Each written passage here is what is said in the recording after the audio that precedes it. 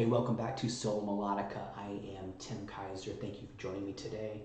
If today is your first time at Sola Melodica, thank you for stopping by. If you've been here before, thanks for returning. On this channel, I review and react, reflect on music lyrics from a Christian worldview. I do my best to find a glimmer of God and redemptive qualities in the gift that is music. Today is, for me, a very special day because I'm doing a song for the first time, for a band for the first time, Iron Maiden, which in my personal opinion, I believe Iron Maiden is like the best hard rock metal band in the world, and kind of reluctant to do an Iron Maiden song because I think Iron Maiden fans are probably some of the brightest, most brilliant, passionate fans in the world.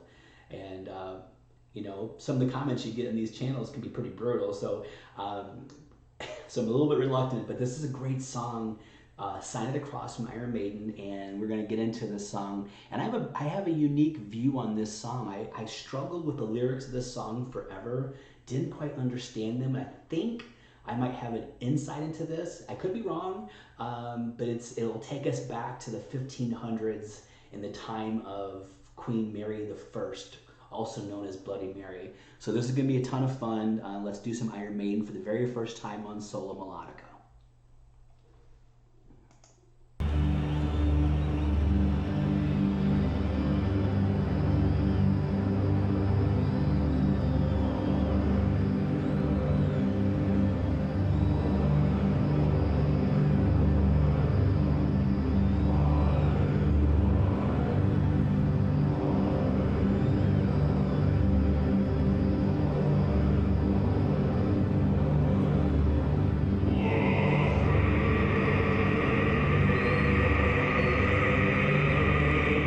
You got up those drumsticks far to get to the cross at that place. Wow. Lay it on out. Look out. That's the people in there.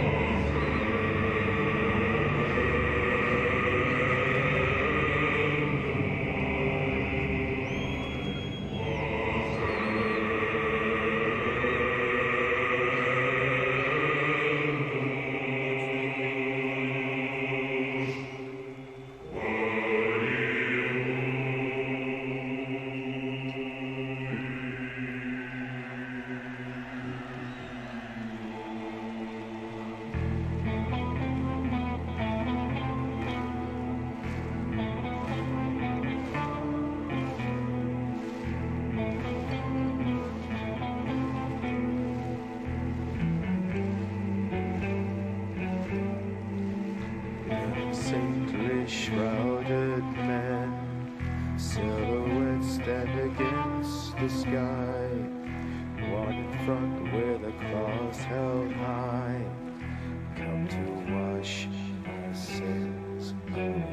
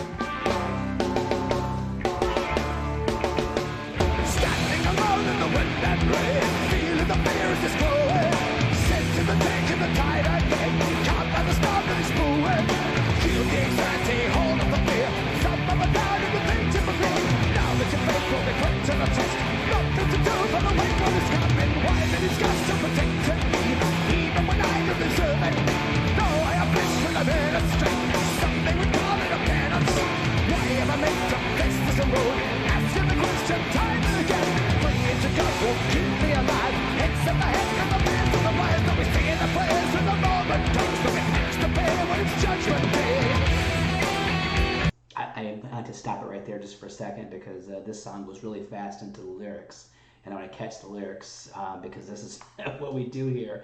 It says, 11 saintly shrouded men, silhouettes stand against the sky, one in front with a cross held high, come to wash my sins away.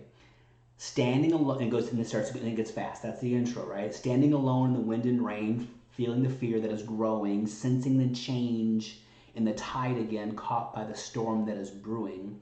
Feel the anxiety, hold off the fear, some of the doubt in the things you believe. Now that your faith will be put to the test, nothing to do but await what is coming. Now, I believe this song could be very easily be about Archbishop Cranmer, who was martyred for his faith by Queen Mary I, also known as Bloody Mary.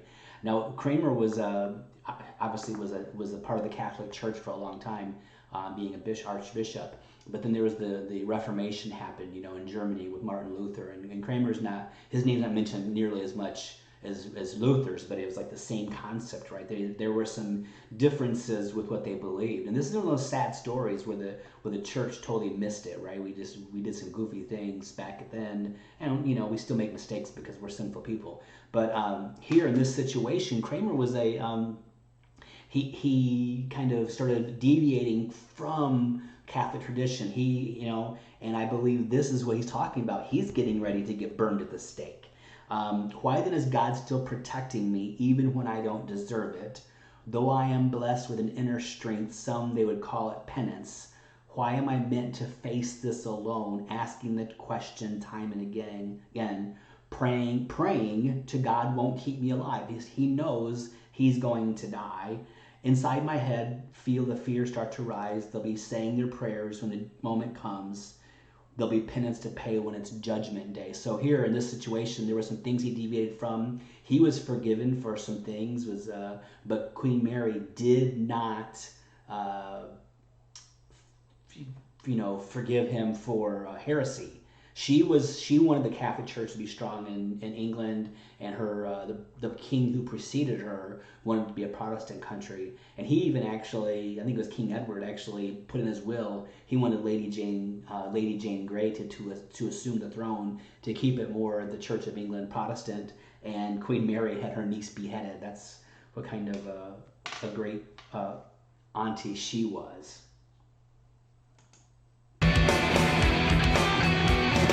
Guilty of bleed when the moment comes, never coming to claim, take your soul away. What side of the cross? The name of the rose, a fire in the sky. The sign of the cross, never coming to bring the eternal flame, never bringing us all immortality.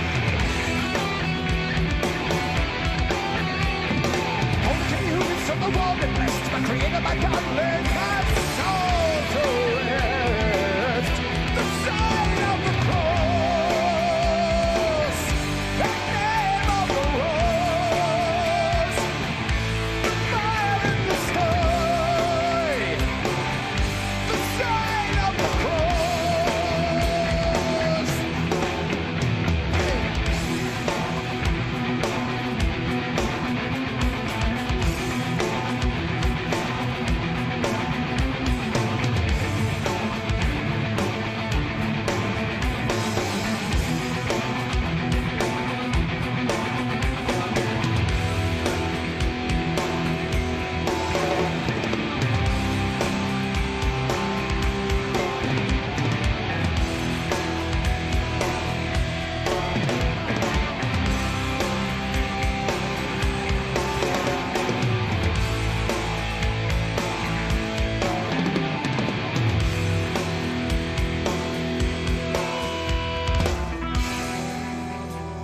Starting to do a little change there in the tempo of the music. So if there ever was a priest or an archbishop or a bishop in any church of any time, there's what you might call as that dude is so punk rock or that dude is so metal, it's this guy, Cranmer, right? This guy, we'll get to something in a second towards the end. This guy was bad to the bone when it came to sacrificing his life for what he believed. So then he says that the guilty will believe when the moment comes, they'll be coming to claim take our soul away, the sign of the cross that goes to the chorus. This is the becoming to bring the eternal flame. And this is why I believe this is, even the chorus says the sign of the cross, the name of the rose, a fire in the sky. I believe the fire in the sky was people being burned at the stake for their faith. And this is the becoming to bring the eternal flame. This is the flame that's going to burn the people. They'll be bringing us all immortality. And all that day with Cranmer was a guy named Latimer and a guy named Ridley. All were burned at the stake that day. And Bloody Mary, she killed over 300 people, burned at the stake for heresy because she was, I guess, trying to wipe out Protestantism in the kingdom. Holy communion, so the world be blessed. My Creator, my God, lay my soul to rest. That was one of the big issues in the Reformation, is that the lay people, people like you and me, I guess, not the upper class or the priesthood, were not able to drink the wine during communion. They could take the bread, but not the wine, and that was a big deal. It was a huge deal, and they're like, we can't do this. This is not how Christ informed us to do this, so we had to do it this way. And Cranmer made some enemies. He called the Pope the Antichrist. He was a bad dude in that capacity. He wasn't one of those preachers who wanted people to like him all the time. I mean, I heard a preacher one time said the problem with most modern day preachers is no one wants to kill them anymore. They're always trying to make friends and be politicians, not be preachers. This guy wasn't like that. So you hear the solo and the change in the tempo and the change of the song. Think about this from beginning to end. Steve Harris is a masterful songwriter, and I believe he alone wrote this song. So this music is not just an opportunity for Murray Smith and Yannick Gers to show off their guitar skills, and for Steve Harris to show off his bass skills, which they are all totally skilled musicians. Think about how this song is. Think about in this capacity, you have someone being walked out to a stake to be burned, and they're giving their side of the story and talking about what's going on in their lives. And Cranmer had opportunity to support the Catholic Church and what he believed was falsehood, and he refused to do so. This music, think about it, someone who's getting ready to die, and they're going to die a horrific death, and it's not something that's going to be easy for them, right?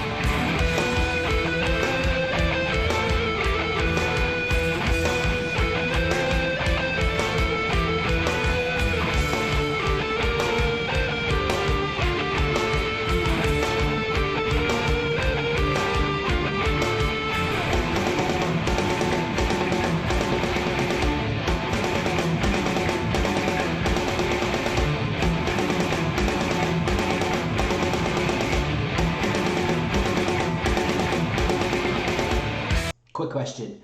What is your favorite Iron Maiden deep track? If you have one, please put it in the comments, because they have so many good songs that may not be mainstream popular. But if you have a deep track out there that you recommend, tell us all what it is.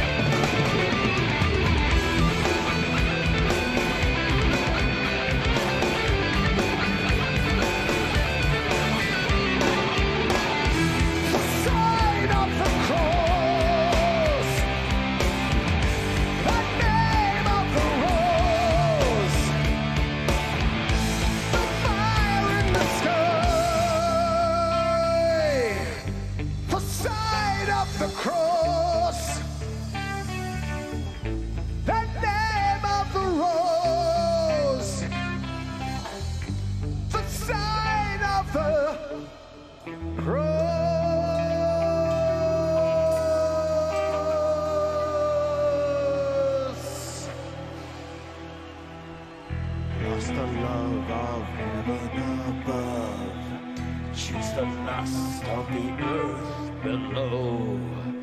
11 saintly shrouded men come to wash my sins away.